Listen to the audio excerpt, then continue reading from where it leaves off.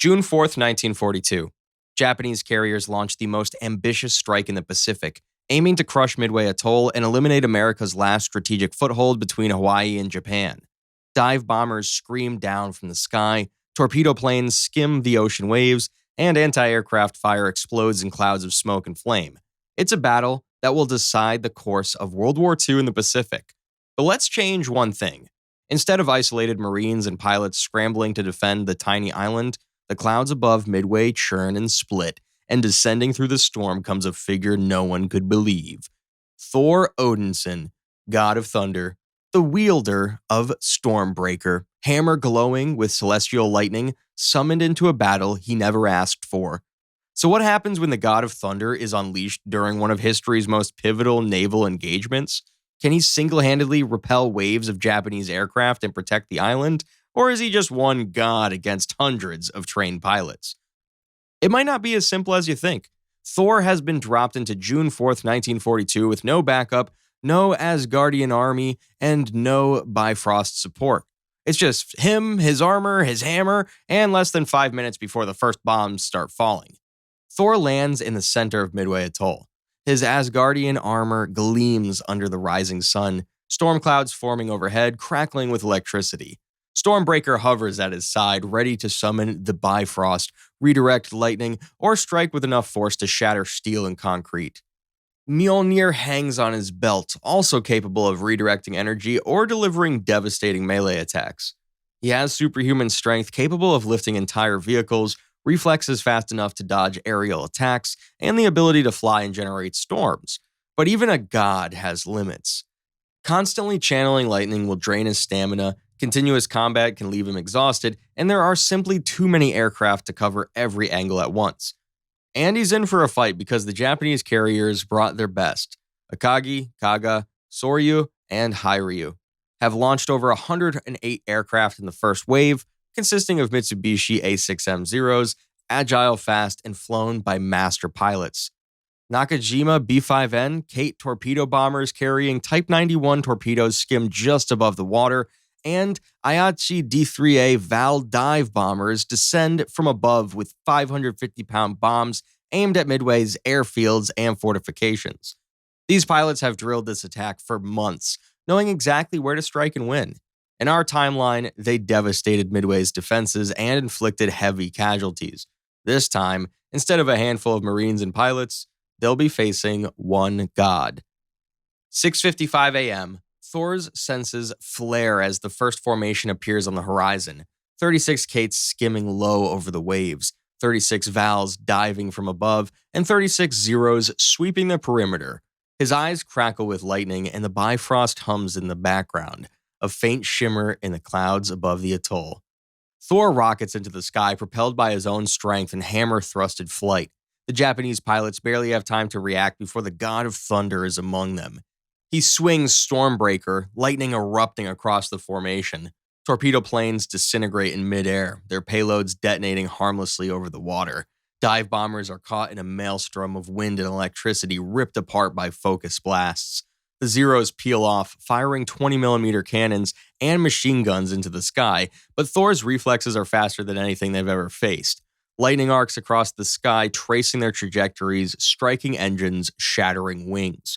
Stormbreaker returns to his hand after each swing, summoning another burst of power with perfect timing. 7 a.m. The first wave of Japanese aircraft closes in on Midway's tiny airstrips. Thor hovers above, lightning crackling from his hands, eyes scanning every vector. Stormbreaker hums with energy, Mjolnir glinting at his belt, ready to strike. He sweeps down in a dive, striking the first formation of Kates with a massive hammer blow. Torpedo bombers disintegrate instantly, torpedoes detonating harmlessly in the shallow water. The island's Marines watch in awe as thunder rips across the sky, scattering the enemy like leaves in a storm. But the numbers are overwhelming. More Vals dive from 12,000 feet, releasing bombs aimed at the airfield. Thor rockets upward, slamming Stormbreaker into the lead bomber, sending a shockwave that tears through the formation. The bombs detonate midair, splintering into harmless fragments. 7:20 a.m., 20 aircraft down, dozens more in pieces, but there are still over 100 planes in the sky. Thor channels another burst of electricity through Stormbreaker, the entire atoll lighting up as thunder explodes above the coral and sand. His flight speed pushes past Mach 1, weaving through tracer fire as Zero's attempt to flank him from both sides. Thor senses fatigue building. Each lightning strike, each hammer swing burns stamina. But retreat is not an option. If one torpedo hits, Midway is partially destroyed and thousands of lives are lost. The first wave splits, a coordinated attack from multiple vectors. Thor slams Mjolnir into the ocean, sending a tidal shockwave that disrupts the formation. Planes are tossed like ragdolls, engines shredded by celestial force. 7:30 a.m. Midway itself takes minor hits. A few bunkers damaged, one hangar on fire, but Thor intercepts every major threat. Dive bombers aiming at fuel depots are vaporized mid-dive by arcs of lightning arcing from the god's hammer. One torpedo is caught in midair, lifted by Thor's hand, then hurled into the horizon harmlessly. 7:50 a.m. The first wave is in disarray. Zeros try to regroup for strafing runs, but Thor moves faster than they can react. He strikes from above, below, behind, a living storm. The Bifrost flickers faintly, shimmering across the clouds, adding a surreal light to the chaos. Just as the first wave is nearly neutralized, the second wave appears. 72 more Vals, 72 Kates, and dozens of Zeros. These pilots have learned from the first wave's failure. They spread out, attacking from unexpected angles, trying to overwhelm even a god. Thor grits his teeth, summoning storm clouds into a massive vortex above the island. Lightning lashes out, tearing through planes mid-fight, engines exploding into fireballs. Dive bombers dive straight into bolts of energy, their wings shredded. Torpedo planes are lifted and tossed aside by sudden gusts of wind. But even Thor has limits. Every strike drains his stamina. Every thunderbolt brings his regenerative healing closer to exhaustion. Stormbreaker glows faintly red as he channels another massive attack. Mjolnir returning to his hand automatically after each swing. His Asgardian armor shimmers under constant fire, deflecting rounds, but small impacts are beginning to leave scratches and dents. 8:30 a.m. A final formation of 24 Kates and 24 Vals approach the island in a near-perfect line. Thor calculates their trajectory in a heartbeat. He flies into the formation, swinging Stormbreaker into a wide arc, generating a lightning ring that detonates mid-air, vaporizing every bomber in the line. Torpedoes and bombs are shredded before reaching the ground. 8:45 a.m. Thor hovers above Midway Atoll, chest heaving, storm slowly calming. The sky is littered with smoking wreckage, dozens of enemy aircraft scattered and destroyed.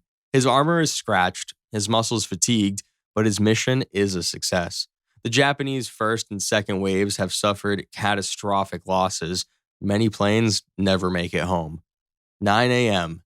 In our timeline, Midway would have been heavily damaged, but with Thor's intervention, the atoll survives with only minor structural damage. Fuel depots intact, runways mostly operational, and anti-aircraft defenses largely untouched.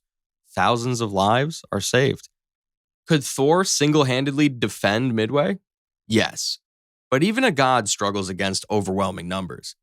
He emerges victorious, but exhausted, a solitary storm god amidst the wreckage of a pivotal battle in history. Or what do you think would happen? And if you want to see what happened when Homelander took on the entire US military, check the video on screen now. Thanks for watching.